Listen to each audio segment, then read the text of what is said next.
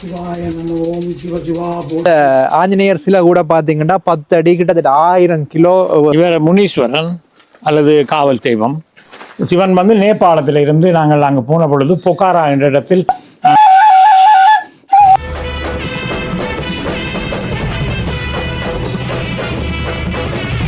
ஓம் நம சிவாய சிவாய நம ஓம். சிவபுரமான ஒரு அற்புத காட்சி.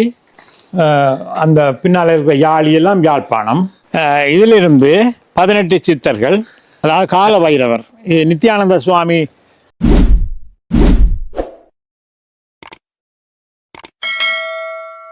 தமிழ் சொந்தங்களுக்கு வணக்கம். நான் இப்ப நோர்வேல சிவன் தமிழ் ஆலயத்துக்கு தான் வந்திருக்கிறேன். வணக்கம். வணக்கம். உங்களுடைய பெயர் மற்றது உங்களை பற்றிய ஒரு சிறிய அறிமுகம் ஒன்று செய்ய முடியுமா? ஓம், எனது பெயர் நல்லையா சண்முக பிரபு அல்லது சன்னல்லையா என்று கூறுவார்கள் சோசியல் மீடியாவில்.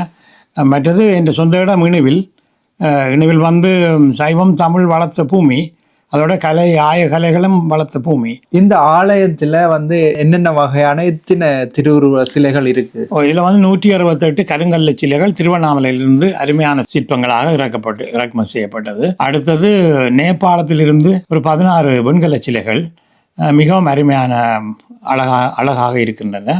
மற்ற யாழ்ப்பாணத்திலிருந்து ஒரு 16 மணிமண்டபம் வாகனங்கள், மற்றது 108 சிவலிங்கங்கள். முதலாவதாக இந்த ஆலயத்தின் வெளிப்புறத்திலே அமைந்துள்ள கருங்கலிலால் ஆன சிற்பங்கள் மற்றும் சிவலிங்கங்கள் தொடர்பான விவரங்களை இந்த ஆலயத்தை உருவாக்கியவரிடமே கேட்டு தெரிந்து கொள்வோம். இந்த இடத்துல பாத்தீங்கன்னா கிட்டத்தட்ட 168 கருங்கல் சிலைகள் வந்து இருக்கு. எல்லாமே வந்து பாத்தீங்கன்னா நீங்க வந்து இந்தியாவில திருவண்ணாமலையில இருந்து தான் நீங்க கொண்டு வரப்பட்ட சொல்றீங்க. இந்த ஆஞ்சநேயர் சிலை கூட பாத்தீங்கன்னா 10 அடி கிட்டத்தட்ட 1000 கிலோ வரும். 1000 கிலோ. இவ்வளவு சிலைகளை வந்து நீங்க என்னண்டு இங்க கொண்டு வந்து சேர்த்த நீங்க? அதான் நான் 4 பிரிவா 4 ஷிப்மெண்டா எடுத்தது. அங்க இருந்து அவ கொண்டு வந்து ஏற்றி விடுவேன் கப்பல்ல. அவர் மரப்பெட்டிகள் எல்லாம் பாக்ஸ் பண்ணி அப்படி அனுப்பினோடனே நான் இங்கே நோவேஜின் ஒரு ஆளை பிடிச்சு அவர் இந்த ஹைஸ்ன்னு சொல்லி அதை கொண்டு வந்து அவர் அதில் வச்சு தான் அந்த பெட்டியை பிரித்து இதில் கொண்டு வந்து ராக்கி சரியாக நான் காட்டுற இடத்துல வைப்பார். ஓகே. இந்த டிரான்ஸ்போர்ட் செலவு எல்லாமே வந்து உங்களோட சொந்த பணம்? எல்லாம் முழுது வந்தது. நான் அதாவது சிலைகள் சகல செலவு எனது சேமிப்பு. சரியா. மற்றது இறைவன் அருளால் நான் சவுதியில் வேலை செய்து கிடைச்ச அந்த கொஞ்சம் சேமிப்பும் எனக்கு வந்து சேர்ந்தது. இவர்கள் காவல் தெய்வம். இவர்களுக்கு வெவ்வேறு விதமான பெயர்கள் உண்டு. முனீஸ்வரன் அப்படி. இது அடுத்தது வந்து சரஸ்வதி, இது கிருஷ்ணர், இது சிவனின் அருமையான அழகான உருவம். அடுத்தது இது அம்மன், இது அனுமார் சுவாமி. சிவபுரமான ஒரு அற்புத காட்சி. அடுத்தது அம்மனுக்கு பல பெயர்கள் உண்டு. கௌரி அம்மன் அப்படியெல்லாம் பல பெயர்கள் உண்டு. இருந்தாலும் இது பெருமாள். அடுத்தது அம்மன், நாகபூஷணி அம்மன், இந்த பிள்ளையார், முருகன், அழகான முருகன், பழனி முருகன். இதிலிருந்து 18 சித்தர்கள். இந்த இடத்தில் தான் நான் ஒரு தடவை எனது கமராவில் தட்டிய பொழுது ஒரு கரிய உருவம் இடுப்பில் ஒரு வேட்டியுடன் அந்த மூலையிலிருந்து மற்ற மூலைக்கு திடீரென விஸ்கன்னு பறந்து சென்றதை கண்டேன் கமராவில். இது ஒரு பறக்கும் சித்தர், அதாவது ஃப்ளையிங் யோகி என்று சொல்லலாம். மற்றது இதில் அகத்தியர் தொடக்கம் திருமூல தொடக்கம் எல்லாரும் இருக்கிறார்கள். அடுத்தது இது சிவன் எருதுடன் நிற்கும் ஒரு அற்புதமான உருவம். இதெல்லாம் கருங்கல் செய்யப்பட்டவை.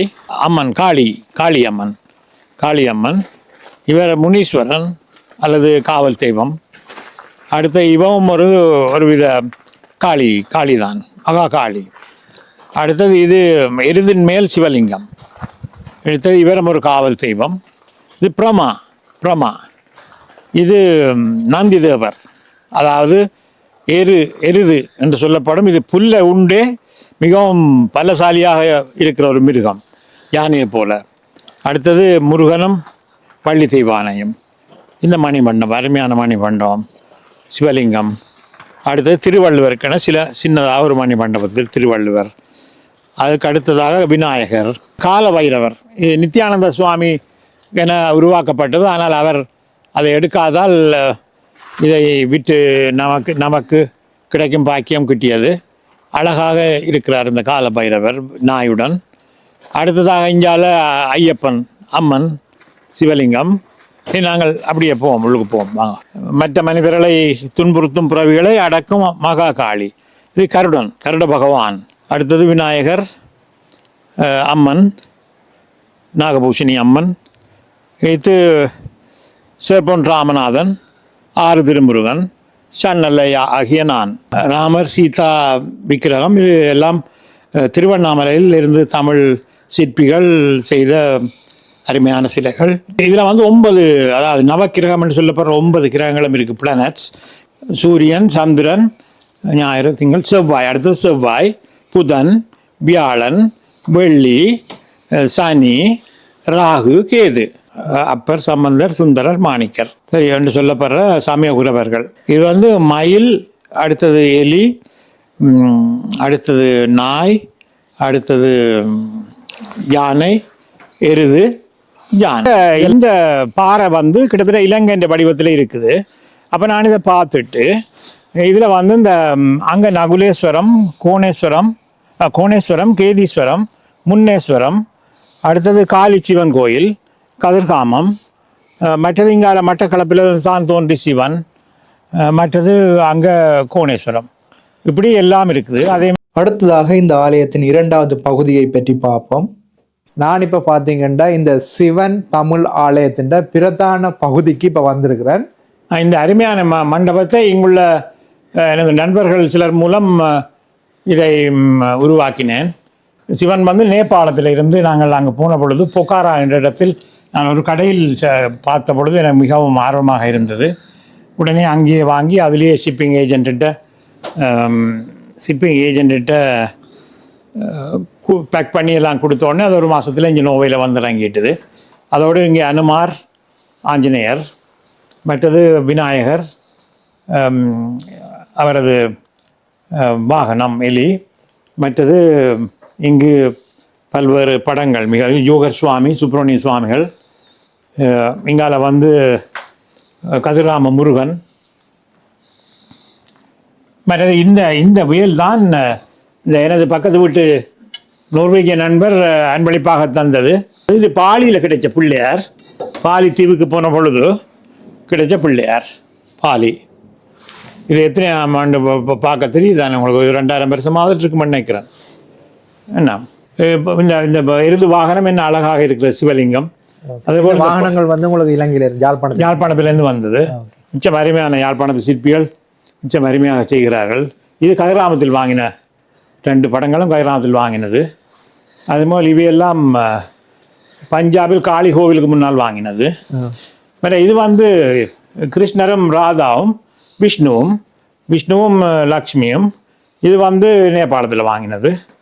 மிச்சம் அருமையான படங்களும் மிச்சம் அழகான சிலைகளும். இது கருடர், யாழ்ப்பாணத்தில் இருந்தது. இது பாலியில் வாங்கின கருடன். அப்படி இந்த அருமையான படங்கள் ராமர், சீதா, கிருஷ்ணர், ராதா. அப்படி இது வந்து நடராஜர் சிலை நேபாளம் பொகாராவில் வாங்கினது. அந்த பின்னால் இருக்கிற யாழியெல்லாம் யாழ்ப்பாணத்தில் செய்தது. மற்றது கதிராமத்தில் வாங்கின அந்த யந்திரம் என்று சொல்லப்படுறது இதெல்லாம். ஆனால் இந்த சிலைகள் எல்லாம் நேபாளத்திலேருந்து வந்தது. இது யாழ்ப்பாணத்தில் செய்தது. காளி சிலை எல்லாம் நேபாளம். மிச்சம் அருமையாக செய்திருக்காரு. இந்த மணிமண்டபம் எல்லாம் யாழ்ப்பாணத்திலேருந்து செய்தது.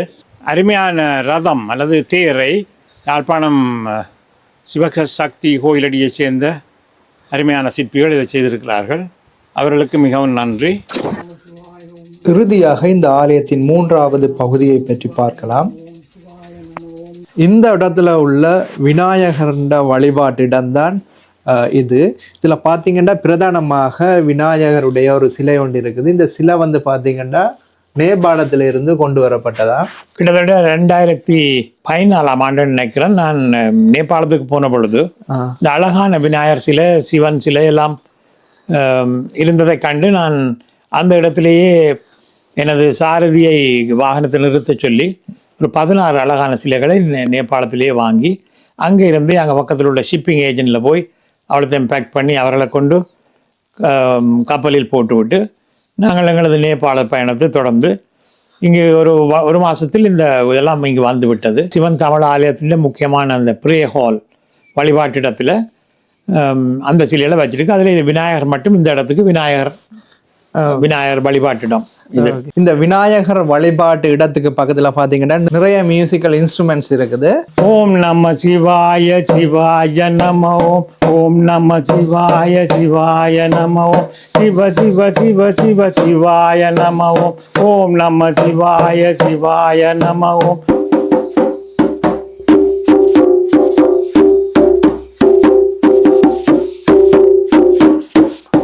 இந்த இதால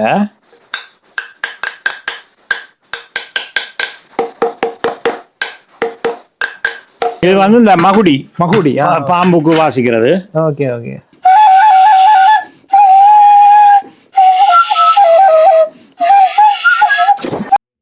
இங்கு அவர் உணவுகள் அல்லது பிரசாதங்களை உருவாக்கிய பின் அதை கடவுள்களுக்கு படைத்த பின்பே தான் எடுத்துக்கொள்கின்றார்.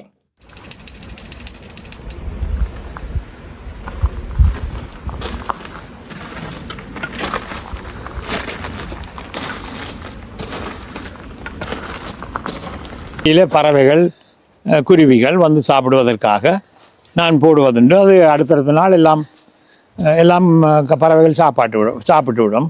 அது என்னத்துக்கு சொன்னால் இந்த இப்படியான பறவைகளுக்கு நீங்கள் சாப்பாடு போகும்பொழுது உங்களுக்கு பெரிய புண்ணியம் கிடைக்கிறது, கடவுளின் அருள் கிடைக்கிறது. எவரிடமும் நான் பணம் எதிர்பார்க்கவில்லை. ஆனால் இங்கு நிர்வாக செலவுகள் ஏற்படுகின்றன தானே. அந்த வகையில் யாராவது அன்பளிப்பாக தர விரும்புபவர்கள் தரலாம். நோபைய மக்கள் வருகிறார்கள் பிள்ளைகளுடன். மற்றது வெளிநாட்டாக்களும் வருகிறார்கள், வட இந்தியர்கள் வருகிறார்கள். அவர்களே இதனை பெரிய ஆச்சரியமாக பார்த்து சந்தோஷம் அடைகிறார்கள். இந்த இடம் வந்து கோர்ஸ்ட்லுண்ட் பெகன் 45 2092 மின்னசுண்ட் ஏர்போர்ட்ல இருந்து வடக்கு பக்கமாக 35 கிலோமீட்டர் தொலைவில் இருக்கிறது. உங்களோட தொலைபேசி இலக்கத்தை சொல்ல? தொலைபேசி இலக்கம் 0047 917 842721. ஓகே, இந்த வீடியோ பிடிச்சிருந்தா லைக் பண்ணுங்க, ஷேர் பண்ணுங்க. மற்ற என்னோட யூடியூப் சேனலை சப்ஸ்கிரைப் பண்ணி சப்போர்ட் பண்ணுங்க. மீண்டும் ஒரு காணொலியில் சந்திப்போம். நன்றி, வணக்கம்.